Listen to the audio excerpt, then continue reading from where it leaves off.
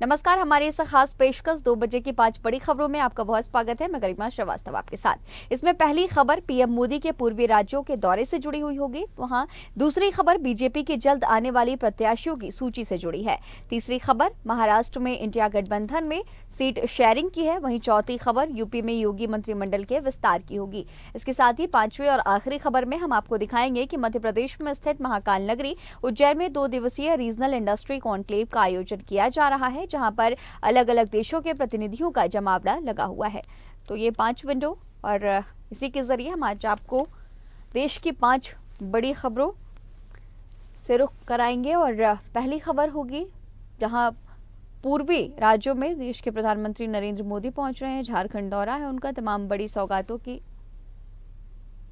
सौगातें सौंप रहे हैं जनता को। दूसरी खबर बीजेपी के टिकट फाइनल को लेकर के है, जहां सीईसी की बड़ी बैठक चली है। और तीसरी खबर महाराष्ट्र को लेकर के है, जहां इंडिया गठबंधन राहुल गांधी की यात्रा के पहुंचने के पहले ही अब एकता में नजर आ रहा है। वहीं चौथी खबर योगी कैबिनेट के विस्तार को लेकर के होगी, जहां ये बात कही जा रही है कि रविवार को 11 बजे तक योगी कैबिनेट का विस्तार हो सकता है।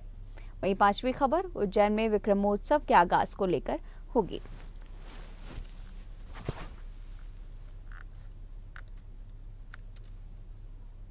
चलिए पहली बड़ी खबर का रुख करेंगे, जहां प्रधानमंत्री नरेंद्र मोदी ने पिछले दिनों साउथ के दौरे पर थे, जहां की लोकसभा सीटों को जीतने पर उनका फोकस दिखाई दिया था। वहीं अब उन्होंने पूर्व की सीटों पर अपना फोकस किया है।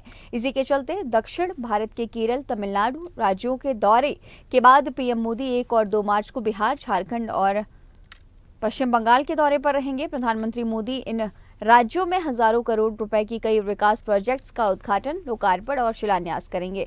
वहीं विकास कार्यों के क्रम में प्रधानमंत्री नरेंद्र मोदी ने शुक्रवार को झारखंड में 35,700 करोड़ रुपए की कई विकास परियोजनाओं का शिलान्यास और लोकार्पण किया। प्रधानमंत्री ने सिंदरी में कई रेल परियोजनाओं को भी हरी झंडी दिखाई। आपको बता दें कि बिहार में 40, झारखंड में 14 और पश्चिम बंगाल में 42 लोकसभा सीटें हैं, जहां पर बीजेपी अपने पिछले प्रदर्शन से ज्यादा सीटें लाने पर ध्यान दे रही है। साफ नजर आ रहा है बिहार, झारखंड और पश्चिम बंगाल के दौरे पर रहेंगे।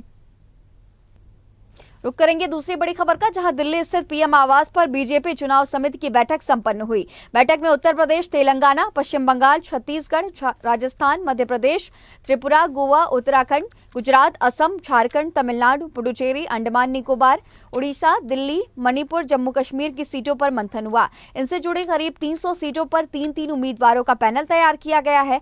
पार्टी की योजना 2 मार्च तक पहली सूची जारी करने और 10 मार्च तक 300 सीटों पर उम्मीदवार घोषित करने की है।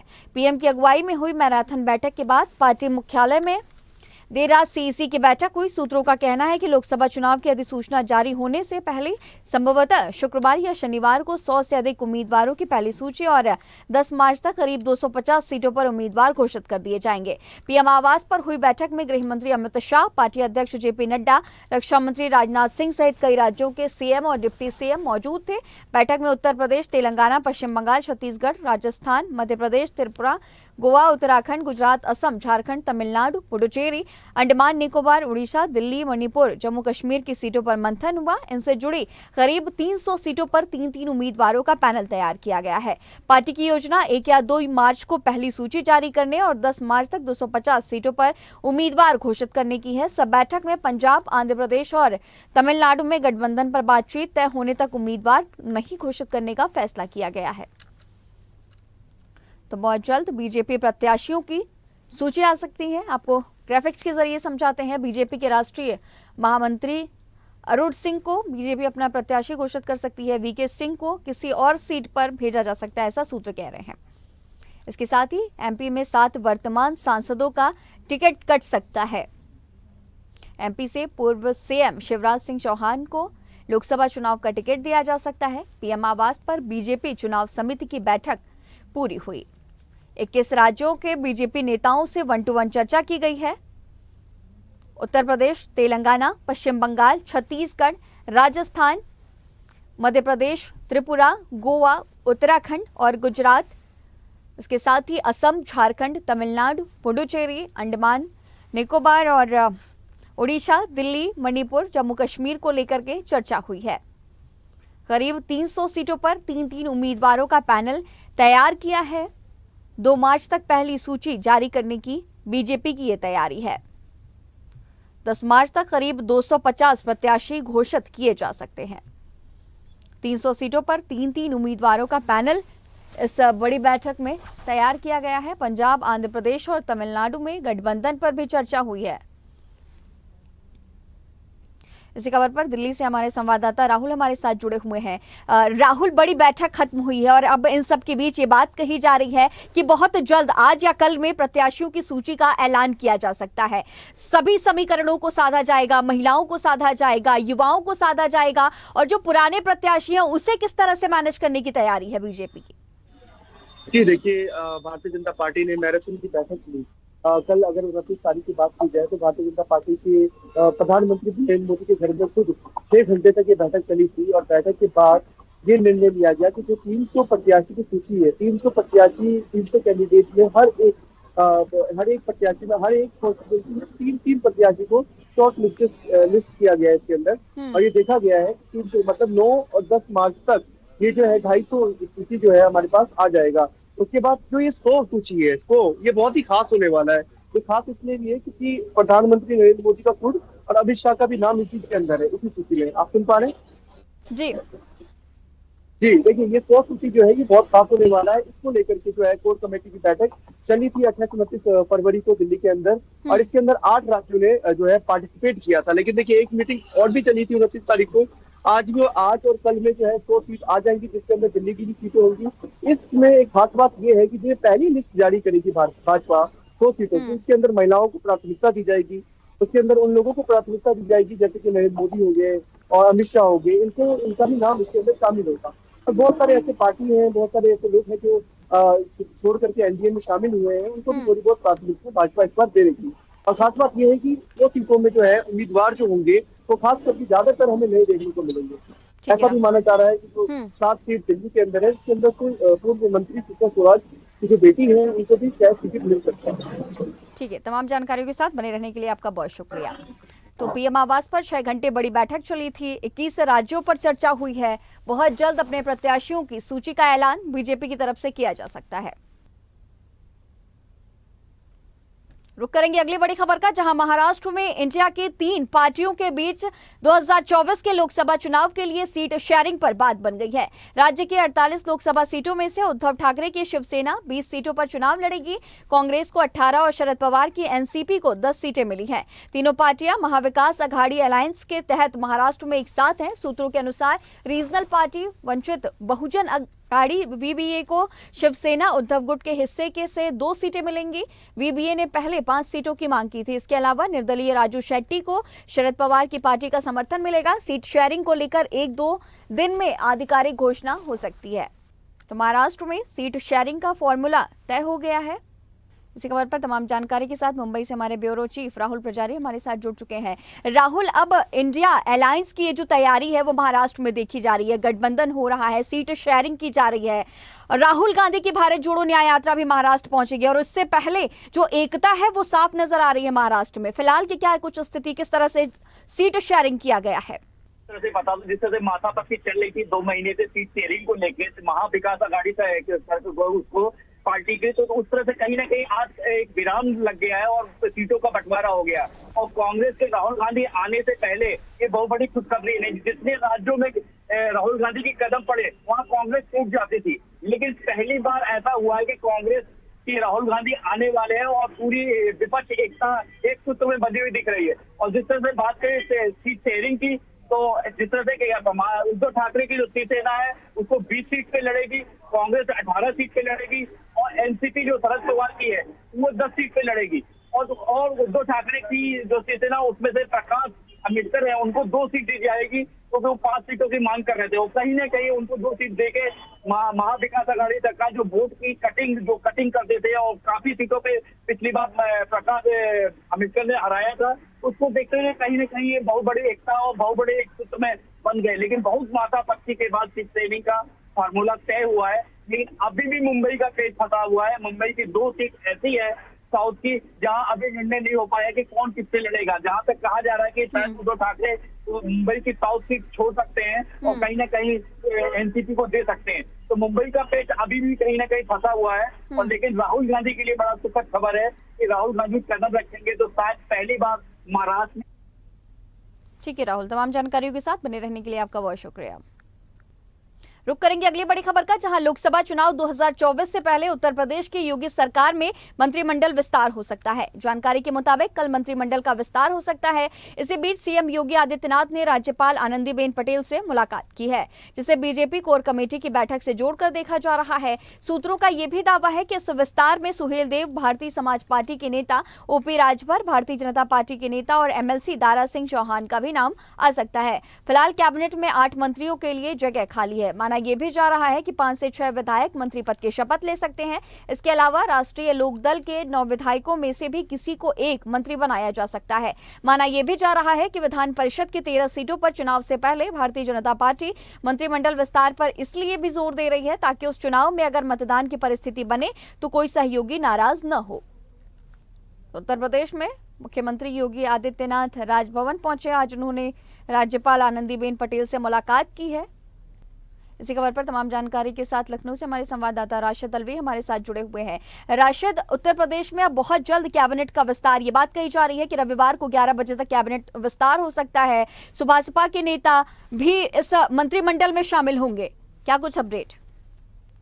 जिस तरह से उत्तर प्रदेश में लोकसभा चुनाव नजदीक आ गया, उसको देखते हुए जो मंत्रिमंडल का विस्तार होने जा रहा है वो क्योंकि अगर बात करें तो जो मंत्रिमंडल में राष्ट्रीय लोकदल के विधायक हैं, हो सकता है कि उन्हें भी मंत्रिमंडल में जगह मिल जाए। और दूसरी बड़ी बात यह है कि लोकसभा चुनाव को देखते हुए भारतीय जनता पार्टी ये तय करने की कोशिश कर रही है कि आने वाला जो लोकसभा चुनाव है उसमें कहीं न कहीं कोई दिक्कतों का सामना करना न पड़े, क्योंकि जो अन्य दल से जो भारतीय जनता पार्टी में विधायक शामिल हुए हैं वो कहीं न कहीं अपनी नाराजगी न जाहिर करने लगे। इसको देखते हुए भारतीय जनता पार्टी विधायक दल का विस्तार कर सकती है।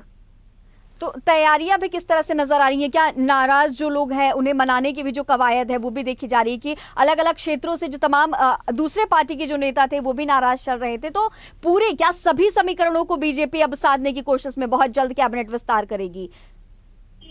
जी बिल्कुल, जिस तरह से कैबिनेट विस्तार की बात चल रही है उसमें कहीं न कहीं जो नाराज विधायक थे उन्हें भी मनाने की कोशिश की जा रही है, और जो दूसरे पार्टी से विधायक भारतीय जनता पार्टी में शामिल हुए हैं उन्हें भी साधने की काम कर रही है। और सबसे बड़ी बात यह है कि जो लोकसभा चुनाव है उसको देखते हुए भारतीय जनता पार्टी कहीं भी चुप करने की कोशिश नहीं करेगी, क्योंकि जिस तरह से भारतीय जनता पार्टी चुनाव लड़ेगी बड़े मजबूती के साथ लड़ेगी। और अगर देखा जाए तो कहीं न कहीं जो इंडिया गठबंधन है वो भारतीय जनता पार्टी को रोकने का काम करने की कोशिश करेगी। इसको देखते हुए भारतीय जनता पार्टी के जो वरिष्ठ नेता, जो पदाधिकारी हैं वो लगातार बैठक भी कर रहे हैं और लगातार उत्तर प्रदेश में भी बैठकें हो रही हैं, दिल्ली में भी बैठकें हो रही हैं। उसको देखते हुए जो राज्यपाल आनंदीबेन पटेल है वो आज बैठक की, मुख्यमंत्री योगी आदित्यनाथ से मुलाकात की और कल बाहर दौरे पर रहेंगी। संडे को, इतवार को अगर बात करें तो संडे को आनंदीबेन पटेल लखनऊ में उपस्थित रहेंगे। उसको उनके साथ बैठक करने के बाद मंत्रिमंडल का विस्तार हो सकता है। अच्छा, ओपी राजभर ने ये बात भी कही थी कि राजपाट नहीं मिलेगा तो होली नहीं मनाएंगे, तो क्या इसे भी इस तरह से जोड़कर देखें लोकसभा चुनाव के पहले? जी बिल्कुल, अगर जिस तरह से ओपी राजभर की बात करें तो ओपी राजभर समाजवादी पार्टी से भी गठबंधन किए थे, इंडिया गठबंधन की बात कर रहे थे। जिस तरह से समाजवादी पार्टी को छोड़कर फिर दोबारा भारतीय जनता पार्टी में आ गए हैं तो कहीं न कहीं उन्हें ये महसूस हो रहा है कि अगर भारतीय जनता पार्टी मंत्रिमंडल में हमको जगह नहीं देती है तो, क्योंकि लगातार ओपी राजभर कभी इधर तो कभी उधर रहते हैं, उसको देखते हुए ठीक है, तमाम जानकारियों के साथ बने रहने के लिए आपका बहुत शुक्रिया। तो सहयोगी दलों को मौका मिल सकता है, कैबिनेट का विस्तार उत्तर प्रदेश में बहुत जल्द होगा।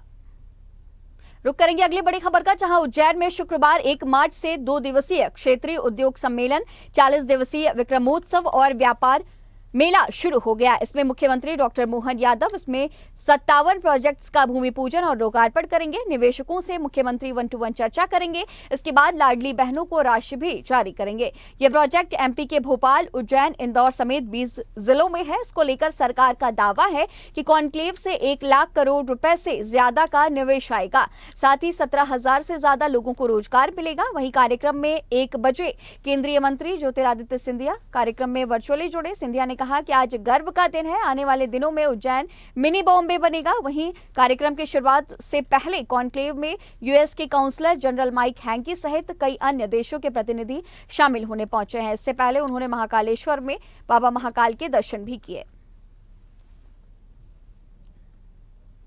इसी खबर पर तमाम जानकारी के साथ हमारी सीनियर एडिटर उज्जैन से मुक्ता पाठक हमारे साथ जुड़ी हुई है। मुक्ता जी, अब पूरी तैयारी उज्जैन में की जा चुकी है। निवेश को बढ़ाने की जो कोशिश है मध्य प्रदेश में वो भी लगातार किया जा रहा है। अवंतिका नगरी पूरी तरह से तैयार है, सीएम भी पहुंच गए हैं। इस वक्त आप अवंतिका नगरी उज्जैन में ही मौजूद है। क्या कुछ तस्वीरें, क्या कुछ स्थितियां नजर आ रही हैं?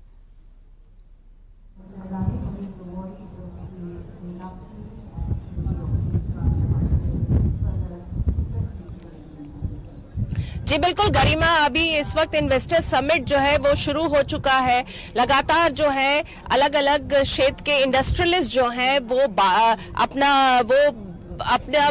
अपनी बात कह रहे हैं और बार बार ये कह रहे हैं कि उनको मध्य प्रदेश में उनका कितना प्रेजेंस है और आगे वो क्या इन्वेस्ट करना चाह रहे हैं। डॉक्टर मोहन यादव की लीडरशिप पे वो जो है वो कह रहे हैं कि एक पॉजिटिव रिस्पांस है। और इससे पहले जो है विक्रम महोत्सव की शुरुआत हुई थी जिसमें केंद्रीय मंत्री ज्योतिरादित्य सिंधिया भी जुड़े थे और उन्होंने कहा था कि उज्जैन को है एक धार्मिक सिटी के रूप में अभी तक पहचान थी, लेकिन इन्वेस्टर समिट के बाद अब जो है ये रोजगार भी यहाँ पे और अवसर होंगे क्योंकि इन्वेस्टमेंट्स और आएंगे, तो एक व्यापारिक इसकी पहचान भी अब बढ़ेगी इस 2 दिन के इन्वेस्टर समिट के बाद। उन्होंने लगातार सिंधिया जी ने लगातार जो है डॉक्टर मोहन यादव की तारीफ की और मोहन यादव ने अपने संबोधन में सिंधिया जी की तारीफ की। डॉक्टर मोहन यादव ने कहा कि विक्रमादित्य जो है वो इतना बड़ा नाम है कि जो वो उन्होंने जो महोत्सव जो 40 दिन तक चलेगा उसका जो उन्होंने शुभारंभ किया, उन्होंने कहा एक गर्व का पल है जब वो इस आयोजन का शुभारंभ कर रहे हैं। और उनका ये मानना है कि जो भी उज्जैन में आता है, क्योंकि एक पवित्र नगरी है, वर्ल्ड की 7 पवित्र नगरियों में से एक नाम उज्जैन का आता है और जो उज्जैन में रहता है उसे मोक्ष मिल जाता है। तो लगातार हम देख रहे हैं डॉक्टर मोहन यादव लगातार स्पिरिचुअल डेस्टिनेशन डेवलपमेंट की बात करते हैं, स्पिरिचुअल टूरिज्म की बात करते हैं। और चूंकि वो उज्जैन से बिलोंग करते हैं, उज्जैन में महोत्सव का शुभारंभ हो चुका है। उज्जैन में 2 दिन के इन्वेस्टर समिट का शुभारंभ हो चुका है। तो अब जो है इन्वेस्टमेंट्स की बात हो रही है, बहुत सारे इंडस्ट्रीज के प्रतिनिधि आए हुए हैं। और इस बार जो है इस बार का इन्वेस्टर समिट जिस तरह से जो परिकल्पना की है सरकार ने, वो क्षेत्रीय छोटे लेवल पे इन्वेस्टर समिट की उनकी परिकल्पना है कि हर क्षेत्र में इन्वेस्टर समिट हो ताकि हर क्षेत्र में इन्वेस्टमेंट आए और रोजगार के अवसर मिले। और इस बार जो उज्जैन में जो ये समिट हो रहा है, इसमें खास बात ये है कि उन इंडस्ट्रियलिस्ट को इन्वाइट किया गया है, बहुत बड़े नाम नहीं है, लेकिन वो जो इन्वेस्टमेंट सुनिश्चित कर चुके हैं, जो आएंगे यहाँ पे सीएम से 1-to-1 करेंगे, सारी अपनी जो उनको सुविधाएं सरकार से उनको लेनी है वो बात करेंगे और इन्वेस्टमेंट की डील करेंगे, इन्वेस्टमेंट की बात करेंगे और तत्काल काम शुरू कर देंगे। तो इस बार जो है इन्वेस्टर समिट का जो हम कहेंगे नजारा या इस बार का मिजाज जो है वो इस तरीके का है। जी अच्छा मुक्ता जी, जिस तरह से आप तमाम बातें कह रही हैं, इन्वेस्टर समिट हो रहा है और इन सब के बीच केंद्रीय नागरिक उड्डयन मंत्री ने भी ये बात कही कि अब मिनी बॉम्बे के रूप में उज्जैन तैयार हो रहा है। मध्य प्रदेश के नक्शे को देश के नक्शे पर अलग तरह से तैयार करने की कोशिश, दिखाने की कोशिश अब इन्वेस्टर समिट के जरिए। शुरुआती तस्वीरें भी आप जिस तरह से बता रही थी, वर्णन कर रही थी, उस तरह से साफ नजर आ रहा था। और रोजगार के अवसर, रोजगार का सृजन कितना बेहतर आने वाले समय में देखेंगे, क्योंकि जिस तरह से विपक्षी दल आरोप भी लगाते रहे हैं जब राम मंदिर की प्राण प्रतिष्ठा हो रही थी कि प्रभु श्री राम की प्राण प्रतिष्ठा के बाद बीजेपी क्या करेगी, और उसके बाद अलग अलग राज्यों में इन्वेस्टर समिट, उत्तर प्रदेश में देखा, मध्य प्रदेश में।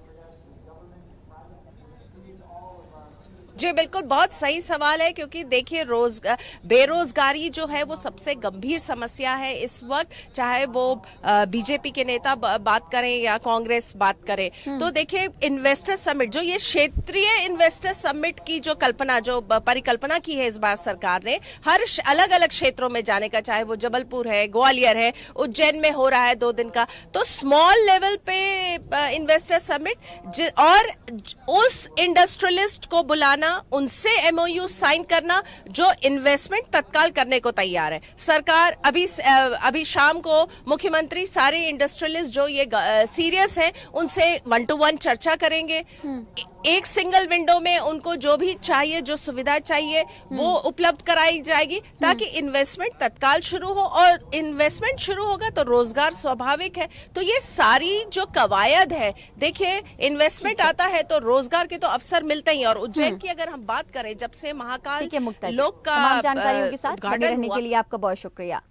तो महाकालेश्वर में इन्वेस्टर समिट हो रहा है, तमाम तैयारियां की जा रही हैं, विक्रमोत्सव का भी आयोजन होना है। हमारे इस खास बुलेटिन में फिलहाल इतना ही। बने रहिए स्वदेश न्यूज के साथ। सबसे पहले देश। अगर आपको हमारा वीडियो पसंद आया तो लाइक, शेयर, कमेंट, सब्सक्राइब करें, बेल आइकन का बटन दबाएं, हमारी वेबसाइट swadeshlive.com पर जाना ना भूलें।